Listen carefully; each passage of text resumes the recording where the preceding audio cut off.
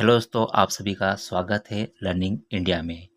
तो आज अपन अध्याय 1 जिसका नाम है संख्या पद्धति का एक महत्वपूर्ण प्रश्न हल करेंगे। और जो महत्वपूर्ण प्रश्न है आपके सामने दिखाई दे रहा है। क्या शून्य एक परिमेय संख्या है? क्या इसे आप p/q के रूप में लिख सकते हैं, जहां p और q पूर्णांक है और q बराबर नहीं है 0, ये बताया गया है। तो आइए इस प्रश्न को अपन हल करते हैं। तो इसका उत्तर क्या होगा? सबसे पहले यहाँ पे अपन उत्तर लिखते हैं।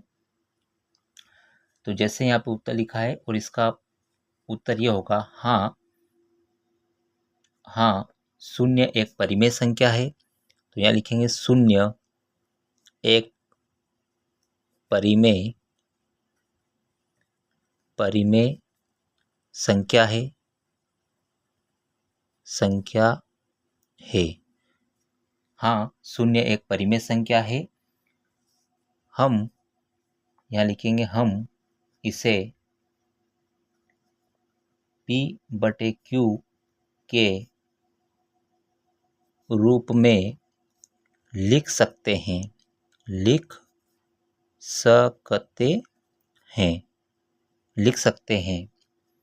जहां p और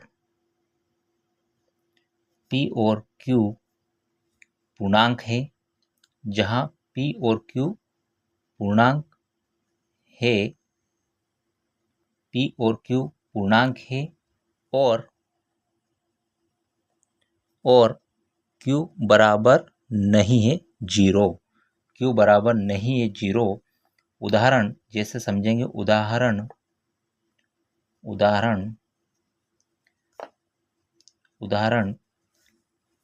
में समझेंगे अपन। जैसे मैंने पहले बताया यहाँ पे उत्तर में कि हाँ, शून्य एक परिमेय संख्या है।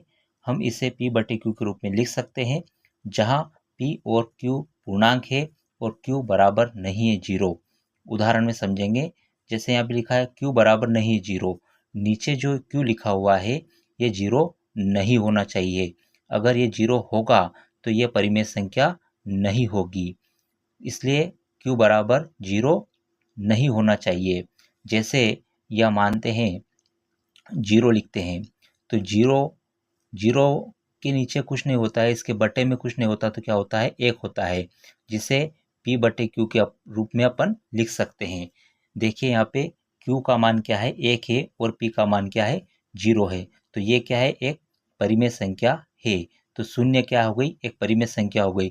0 में 1 का अगर भाग देंगे अपन तो क्या आएगा? 0 आएगा, जो कि यहाँ पे दिखाया गया है। पहले से ही शर्त बताई गई यहाँ पे कि q बराबर नहीं होगा 0। तो आप देखिए यहाँ पे q बराबर 0 है क्या? नहीं है। तो 0/1 यानी कि 0 में अपन 1 का भाग देंगे तो 0 आएगा, जो एक परिमेय संख्या है। जहाँ और भी अपन उदाहरण ले सकते हैं। जैसे उदाहरण के रूप में यहाँ पे मैं 0/2 लिखूंगा, तो 0 में अगर 2 का भाग दूंगा मैं तो आंसर क्या आएगा? 0 आएगा। इसी प्रकार 0 में 3 का भाग देंगे तो क्या आएगा? 0 आएगा। तो यह एक क्या है? शून्य निकल के आया है। और शून्य क्या है? परिमेय संख्या है। क्यों है परिमेय संख्या? क्योंकि यहाँ पे 1, 2 और 3 नीचे जो अपोन में जो संख्या दे रखी है, बटे में जो संख्या दे रखी है, वो 0 के बराबर नहीं है, यानी कि 0 नहीं है। अगर ये नीचे 0 होता तो ये परिमेय संख्या नहीं होती। तो इसलिए कहा गया है कि 0 क्या है? एक परिमेय संख्या है। और यहाँ लिखेंगे जहां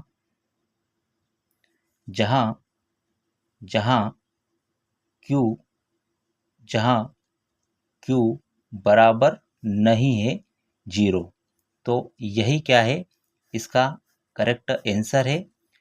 तो प्रश्न यही है, पूछा था उन्होंने कि क्या शून्य एक परिमेय संख्या है?